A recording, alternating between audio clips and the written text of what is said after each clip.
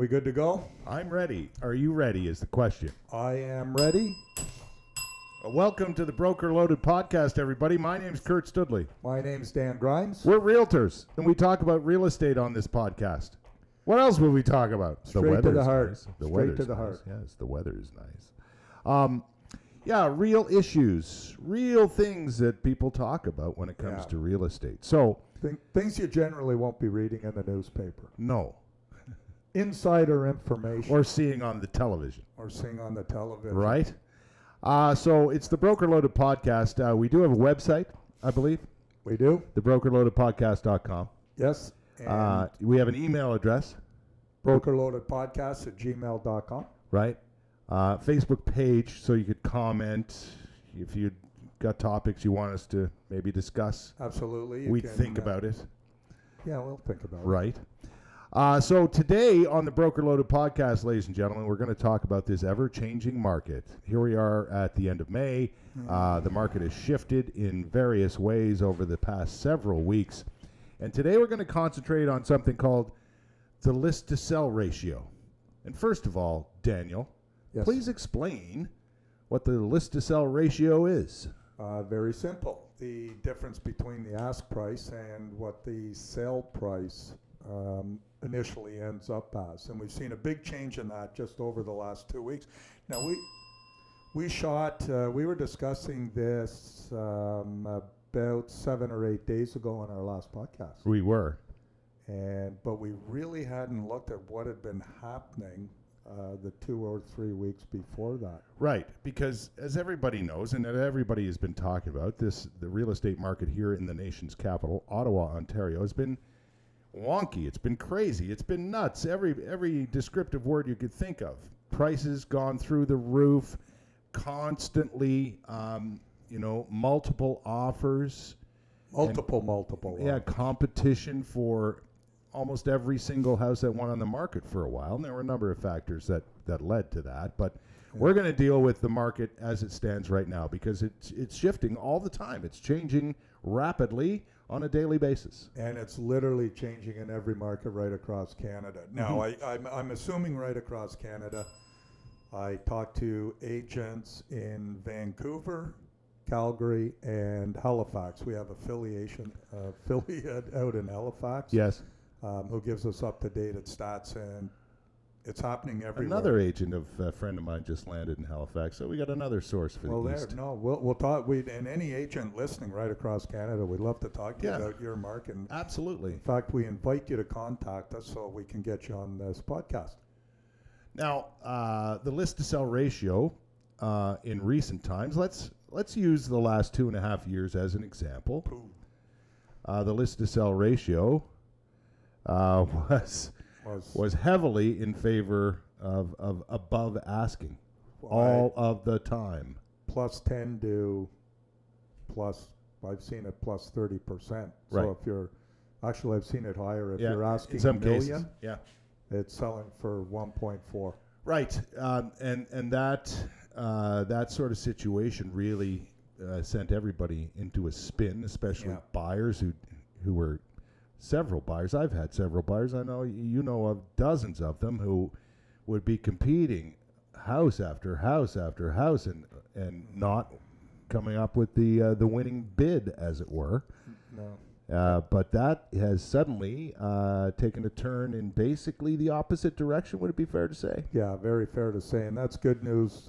Good news for buyers. We talked about the downside with the prime going up, but prices they've come down. I mean, my daughter was one of those pre-COVID buyers. Right. And now she bought out in Osgood. Mm-hmm. And I think she looked at 4 or 5 homes out in Canada, originally out in Canada. Now, pre-COVID, and she was running into, I'm remembering now, she was running into multiple offer situations. Yeah, it started just before the COVID situation. So really, it had. We were seeing it before COVID. She probably bought 6 months before. Mm-hmm. Certainly over the last 2 years, you've been hard-pressed to find a property that sold for under asking price. Oh, for sure. Unless the realtor was, anticipating the market jumping. Yes. And started listing it at a higher price. Yes. Now, the good news for buyers is, and now I always use Riverside South or Findlay Creek. It's the two newer markets that are still being developed. We're currently in Riverside South. We're just so you currently know. in Riverside. It's one of Danny's favorite neighborhoods. Yeah, it is for now. Yep. um, no, I love the neighborhood. Yes, and Raise it's a a good family. example. It's a good barometer of what's going on. Because the builders that are building here are building also in Findlay Creek and, of Right. course, everywhere in Canada. South Canada, yeah. So what we didn't have for you last week, we have this week. So in the last 12 days, 13 days actually, there's been 12 homes sell In Riverside South. in Riverside South. And of those 12, 8 out of the 12 either sold for right on full price or under asking price. So that's 75% of the market. Didn't sell for over asking price in the last 12 days, 13 days out here. Mm-hmm. Just a couple of examples. One of the condos I was actually looking at, I was mentioning to Kurt before we came on here. Well, two condos in particular. One was asking $474,900. Right. Now it sold for $485,000, so just a niche over asking A little price. bit. Yep. But that same model, I can show you 3 models that sold 5 weeks ago that they got $510,000 to $535,000. Identical model. Mm-hmm. Identical model. Townhome asking $769,000, sold for $720,000. There was a time not long ago Oh. where 769 was kind of low for a Yeah, townhome in Riverside South. that was low. Yeah. So our point being, 75% of the market in, let's call it the last 2 weeks out here, have sold for either right on the asking price or in a couple of cases significantly under the asking price. One would assume that is very good news for the buyer out That's there. great news for the buyer. That's it should loosen up and start encouraging buyers to get back out there and Right. not be as depressed as they have been. Right. It has been a struggle for Listen, it's super frustrating. You've had clients that have gone down that road. I certainly have had clients that have been involved in multiple offer situations and come away empty-handed. And it's frustrating. It's annoying. It's heartbreaking in many cases. And,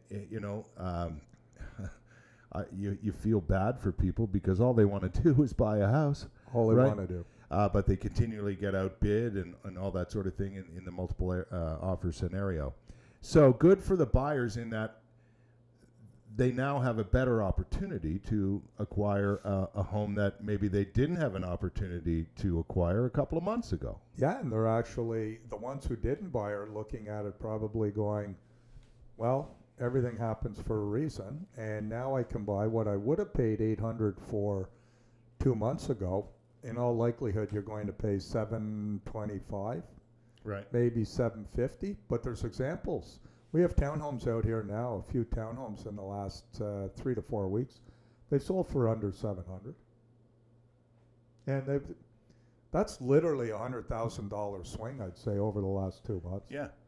You know. That makes a difference. Good news for sellers, not so much good news for the buyer, or good news for buyers, not so much good news for sellers. Yeah, sellers really. Looking at the market and the way it's dipping right now, traditionally we have a spring-fall market really ever since social media and the internet's come along. Our market is year-round. Mhm. Maybe take a dip in December. Right. Merry Christmas. Right. Other than that, people are looking at homes online all the time. Right. And if they happen to see something that comes up, Now, we say it's not so good news for sellers. That being said, Danny, the prices that homes are commanding now versus a few years ago have increased dramatically, and although we're seeing a bit of a dip, they're still way up there in comparison to if I bought my home in 2016, I'd still be in great shape. so if you Right. paid $425 or $450, which would be a nice home Yes, in 2016, you're looking at over $700. depending on the home, right? Yeah, if it's a single family home. Yeah, I have an example right now, a listing that I'll be working on in the not too distant future that was built in 2018 in Stittsville, and it's double the price. Wow. It's double the price, and that's the market value. It's right there. So, it's not all bad news for sellers, but I guess what I want to get to is that the days of seeing dozens of offers on homes and 100,000 or 120 grand over asking, or again depending on the home, we're going to see less and less of that scenario. That is on the decline right now. Oh, and we talked about it. It's slowly on the decline right now, but in the last week, it's even taken a bigger dip. The model that I'm in, there's a beautiful model right down the street from me. And again, they held off offers, and now they happen to get lucky. Offer day was yesterday, where they would have probably had 8 to 15 offers, because I do track it out here. They had one offer 3 hours before the time to present. Right. And then we got another notification that, in fact, they did receive a second offer. Early. Well, A little bit early. a little bit. They got one early. So they ended up going to the table yesterday with 2 offers. I haven't checked what the sale price was. Probably got a bit over asking price, so, Right. Right. So that takes us into... Yeah. So is holding offers, as if you're a seller, is holding offers a good idea right now? And let's do a quick explainer on holding offers. Yeah. There's a couple of different scenarios you could run all into. the buyers that have put an offer in the last 6 months know what we're talking about. Exactly. So sellers will hold offers in a couple of different ways. First way is there's no conveyance, and this is the language used in an offer, in a listing, no conveyance of any offers until such and such a date at such and such a time. And what that means is the sellers theoretically will not look at any offers and are really not allowed to look at any offers because they've signed off on this until that particular day and time. That's correct. That's the way it's supposed to be. Right? The don't other get- scenario, Don't get me going on I know, that. that's a different show altogether. The other scenario with holding offers is the seller will review offers on such and such a date at such and such a time, but reserves the right to review and or accept any preemptive offers. And that's offers that obviously would come in before offer day and time. Yeah. Right? So really what you tell your buyer, or you should be telling your buyer, just ignore the first part of those instructions. And if you want to put an offer in, don't wait. Right. Just submit an offer. It's perfectly within your rights So to do so. today's what, May 31st? So if there's no offers to June 5th, but it also says the seller's willing to Yes. look at before that, Then put in an offer. then put in an offer. They also, Right? just about all the listings say that, and it's just, I mean, it's Right. So that's holding offers, a quick explanation of that. The other scenario that has developed is instead of holding offers, it's required a 24 or 48 hour irrevocable, yes, which is essentially holding an offer. Because if I submit an offer to you, right, and you have 24 or 48 hours as an irrevocable, and the irrevocable is the time to respond to the offer. That's how long you have to respond to an offer. Yep. If I send you an offer and you've got 24 hours, what are you going to do? Well, we're gonna try and get another offer. Right. So you're going to call every realtor who's Every expressed realtor who looked any at it. interest. Sometimes realtors will say, look, if you get an offer, let me know. You're going to let those people know that there is an offer in play, and the irrevocable time is this in 24 hours. So if you're interested, get an offer in. So you're basically trying to get more offers on the table. Well, regardless of the market, as a listing salesperson, that's your job, Right. to try and get as many. You're working for the seller. That's right. So you're trying to market it and promote it in order to get more than one offer, because we all know if you have 2 or 3 offers, and it's not just this market. No. This has been since A. Lepage in the 20s got his first telephone. in his office. By the way, that's a fact. A. Lepage was the first one ever to have a telephone. He requested a telephone for the guy he was working for, Yes. and he got his telephone. Okay. They thought he was Merlin the magician back in the day. Yep. So 50 famous Canadians, you can read it there. I happen to like that, and I understand the 24 and 48 hour irrevocable. It's just a reflection of the shift in the market, right. where agents are going, okay. And most of the real experienced agents now that I talk to, and that we check on the MLS, they're no longer, there's always circumstances, but they're no longer putting that delay of offers Right. for 5 to 7 days. Holding offers. They are inserting a 24, most are 48 hour irrevocable. Right. That's much more preferable to a buyer for a couple of reasons, and more advantageous to a buyer. And also more palatable for a seller who was hoping they would be holding offers and getting a bunch, but That's this right. is just a different way of trying to get there. That's right. So a property comes out today at noon. Right. All of the realtors, they've got 24 to 48 hours to discover that property, Mm-hmm. or have their client call them and say, we've seen one. The agents were getting, I would say, a little lazy when they always knew they had that 5 to 7 days. Yep.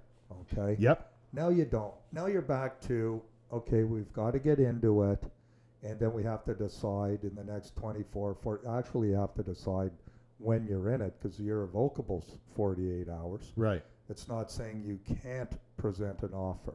Right. So you can be in the house, your agent can write up an offer for you while you're in the house, and submit it with the 24 or 48 hours. So the home can be bought that day if the price is right Right.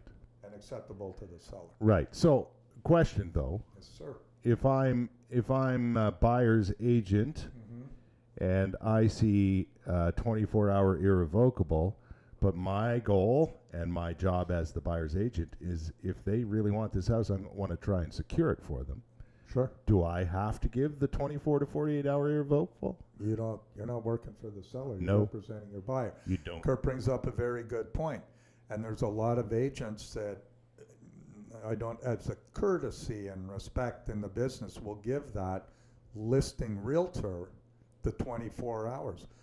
Or let's say it's 48 hours. They are going to be, if you give anybody 24 or 48 hours, they are going to take that offer, and they will be telling everybody, Yes. not the details of that offer. No, They they're not can't allowed to do that. disclose that. No. That's not an option yet. in But they can Ontario. give the irrevocable time.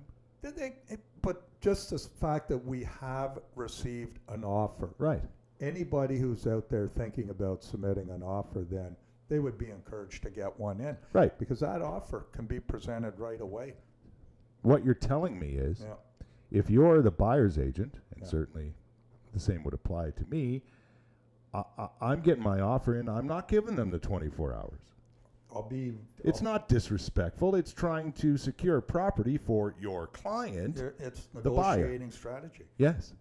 A ridiculous example, just so they can visualize it and be clear. You're putting out a townhome, and the market says that townhome now should be listed at $699,000. Right. Call it a Frisco. Right. 5 have sold. So you know it should sell. The previous ones have all sold between $650,000 and $700,000. Mm-hmm. 24 or 48 hour irrevocable. I guarantee you, if you submit an offer on that Frisco at $699 and you submit an offer for $750, Mm-hmm. it's being accepted. Right. There's no waiting 24 hours Right. for anybody. And that's another part of That's a just- buyer's strategy is, Yes. if you're going to go barreling in there with an offer that doesn't have the 24-hour irrevocable, make it a good offer. Make it your best offer. And Make it so they can't refuse. Exactly. Simple as that. So we're seeing more and more of a longer irrevocable request. Yep. And less of the holding offers scenario. Because what's happening is you're holding offers, and offer day comes, and Crickets. We see it. It happens all the time now where offer day comes. Say it's Tuesday. Tuesday's a popular day, Yeah. right? You only have 7 choices, really. Good point. Tuesday at 3 p.m. Yeah. It's a very popular sort of time and day to pick. Yeah, it is. Tuesday at 3 p.m. comes. Nothing's happening. Crickets. You have no offers. You have lots of people interested, or lots of people who say they're interested, and lots of people, agent, who tell you as the listing agent, my clients we may put an offer in. Yep. But offer day comes, offer time comes, and there's nothing. Not a time to panic, but it is scary for the seller. You know, the agents have to be, and we talked about it last week, do your job. Follow the market, follow the trends. You're not talking, by the time stats come out with the real estate board every month, they've all changed. They're changing on a weekly basis.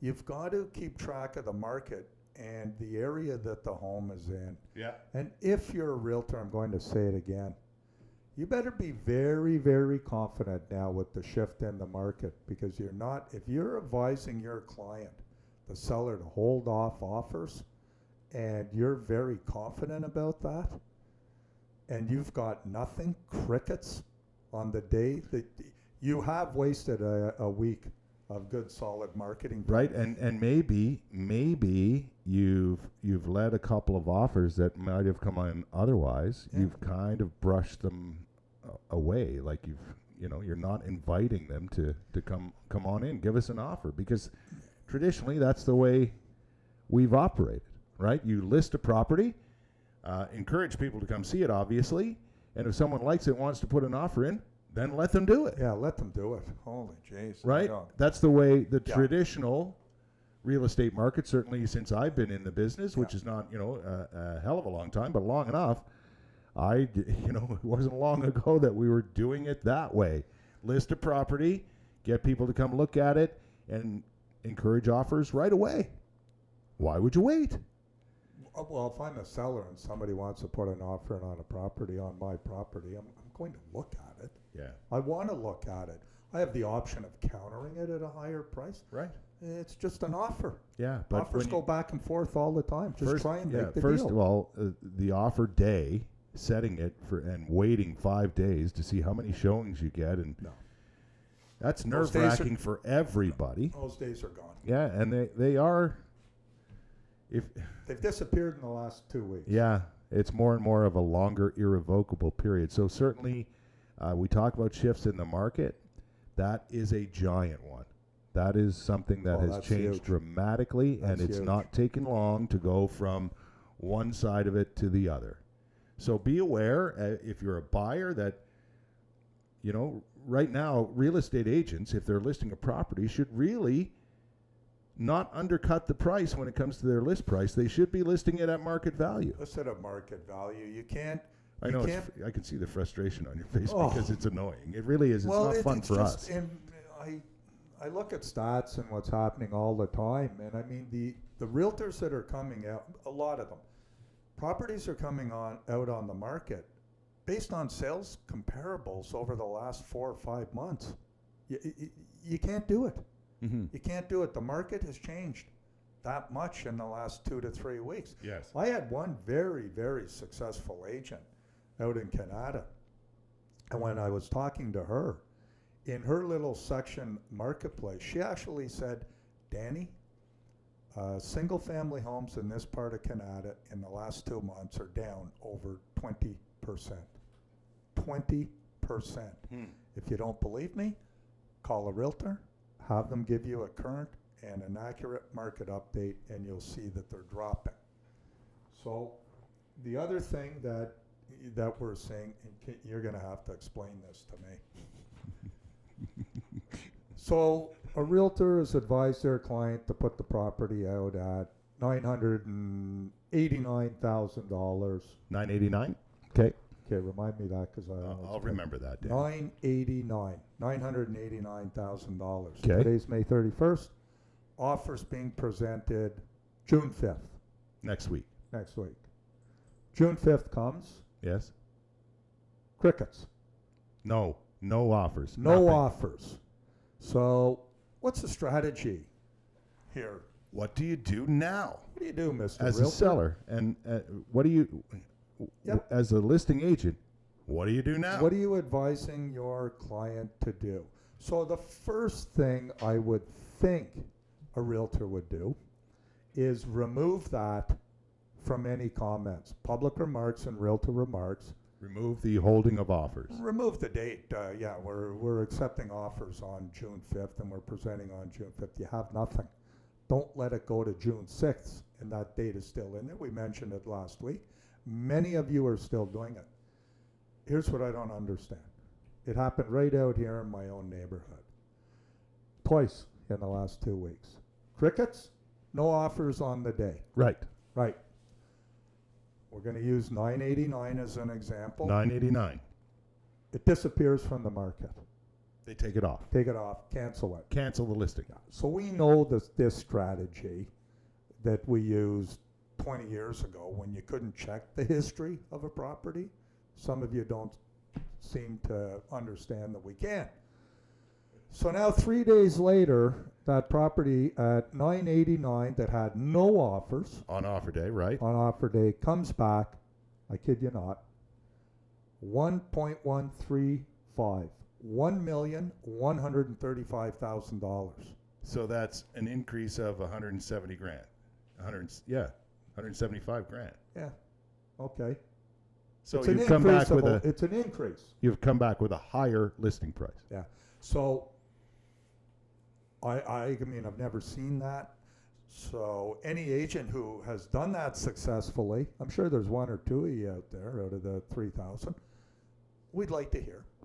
But we can go on. I don't understand the strategy, and you're not helping yourself. Well, here's what I understand about it, is that Okay, what was happening, educate me. what was happening was Yeah.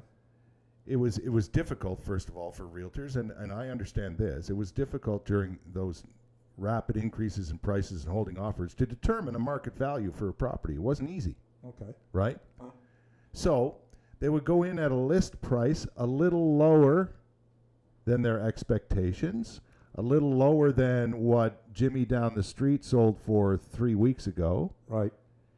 thinking that if we list it a little lower, that will encourage more people to come see it and will encourage more offers, thus driving up the price on offer day, correct? Been doing that for that's the strategy So, used for yeah. 40 years. Yeah, so they're listing it below market value, Okay. thinking they will get up higher than that number, certainly, and, Right. and more in line with what others have sold for in the same neighborhood, right?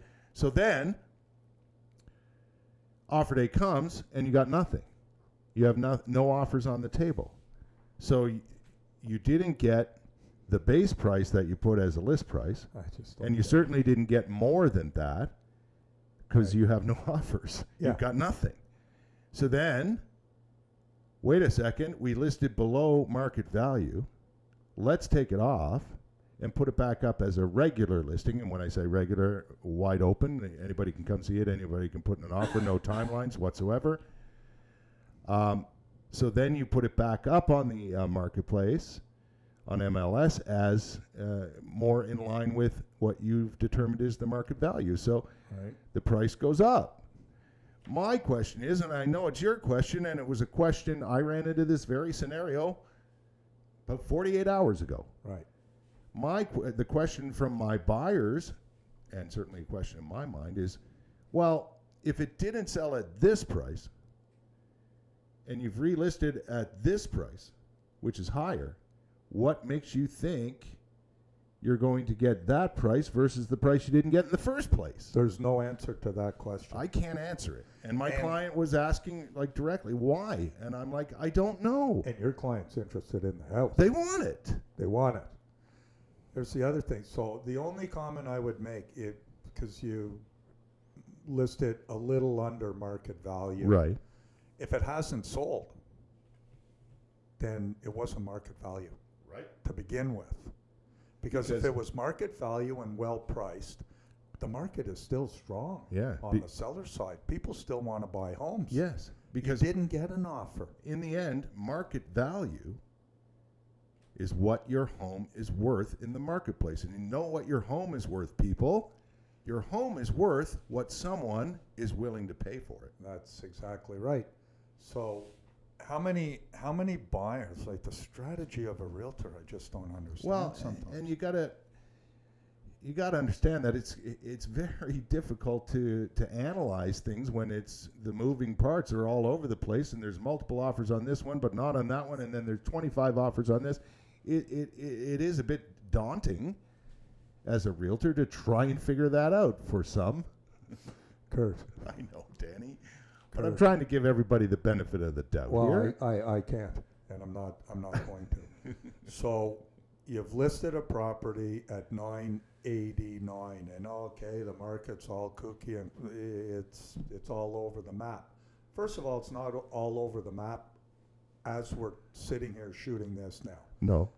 And we've been telling people it's changed. Prices are coming down. Right. If prices are coming down, Yes. and you're a listing realtor, and you had a property at 989, Yes. and you got no offers, Then it's then I don't a price reduction is normally what we would or hold the steady. line. Yeah. Hold the line. It's only been for sale for a week. Right. You're going to get. And keep in mind, realtors should understand this, and I've learned this, is that the buyer's psyche has changed. Everybody was willing to dive in during the first year of COVID and even the second year, and everybody was willing to dive in and throw tons of money at property in the spirit of competition. Yeah. But buyers are savvy to that now. They're going, wait a second, I don't want to get involved in that. No. Yes, I want to buy a home, but I don't want to compete with 15 other people and see the price get driven up simply because there's 15 other people. So they were backing off, and that changed. That was one of the factors that had an effect on the marketplace. Yeah, and I'll tell you, you brought up a good point that tweaked something in my mind as well. That was a good point. Nice. Trigger. The lenders are looking a lot more closely now at selling prices and what's being paid for homes, because you have to remember now they're on an automated evaluation system. Mm-hmm. So they don't even have to depend on time frames in order to get the appraisal if one's being ordered. Right. We could forward I don't know, let's say I forward an offer to Lucy at the bank. She's a mortgage officer or something. She gets the offer. Yes. And they can run an auto evaluation right away. So they have a pretty good indication. Right. So if you've gone in and her market, the information she's had is current and already adjusted, you may not be able to get the financing on the purchase price that you paid for the home. That's right. And I'll tell you what you're not going to get. You're not going to get it when the property, and they can verify the property was listed at $989,000 a week ago. Right. Comes out at 1.3 million. You pay 1.1. How's the bank? The bank has that information. They don't have to wait for us anymore to give it to them. They don't have to wait for the appraisal. They know they know the history of the property, Mm-hmm. and you just paid $200,000 more than you could have a week ago. You watch what this is going to trigger a lot of people starting to talk about mortgage fraud. Yeah, that's going to be another That's issue. going to be you watch. Yeah, you watch. It's touchy business, and you have to have everything lined up, all your proverbial ducks in a row, knowing that a lender's appraisal, be it a bank or mortgage company, whatever it is, if it doesn't line up, then you've got issues. Right? If it doesn't line up with the market value of the home, you've got problems. So, going back, I overuse the term experience, and I make it sound like I'm just promoting experienced realtors, which generally I happen to feel, experience is important. Yes. But any word of advice, and I've done a ton of training over the years and I've talked to 1,000 agents over the years across North America. And the one piece of advice I would give to a realtor, I would say, who has 3 or less years in the business. Right. I think you're going to have to, now I know many of you already know, and you train yourselves properly, but it's been a very, very easy market the last 2.5 years. You haven't had, experienced or not, you haven't had to do a real market analysis and a proper comparative market analysis. And we always include not only the price of homes or recent sales, but what is going on in the neighborhood. Like again, in Riverside South, the LRT is going to be running. Will that affect values of the homes down the road? Of course it will. Right. Learn how to do and start practicing doing proper CMAs. We used to have our broker owners or managers or trainers, we would have seminars at least 6 times a year to attend on how to do a proper CMA and lay it out properly with a covering letter. You're going to have to educate yourself on how to do those. Right. Or, you're going to get caught down the road. Exactly. You're educating yourself. You're Think about educating that. yourself. And so you can educate your clients, which is part of the process. Yeah. That's all our time for this edition of the What are Broker we Loaded at? Podcast. Well, I don't really know. Well, you said it's time, so it's time. It's 35 minutes long already. Jeez. Hey? It's have the nothing Broker to Loaded add. Podcast. You can email us at thebrokerloadedpodcast@gmail.com. We have a Facebook page called The Broker Loaded Podcast. Right. What else we got? Website. We have the website, the Facebook, the YouTube channel is where you can go and listen, but we haven't, because this is all kind of Right. new to us over the last 2 weeks. And we're on all of your favorite places now to find podcasts, the audio version. The audio, all you have to do is punch it in on whatever you're listening to your music on. Right. We don't know how it works, but it's there. Well, I played around, and the funny thing is, and I'll have my daughter or somebody under the age of 25 show me, Right. but I did listen to us on the way up to the lake. Did you? I did. And? I don't know how. What platform? Do you know? You don't I have know. no idea. Right. Probably Amazon, Okay. because that's on my phone. And all I did is I searched the Broker Loaded Podcast. Yeah. And boom, There it was. shabam. Do that if you I got was time, listening of to course. us. Yeah. And tell your friends. It's the Broker Loaded Podcast. I'm Kurt Stoodley. I'm Dan Grimes. Thanks for joining us. We'll see you next time. Everybody have a good weekend.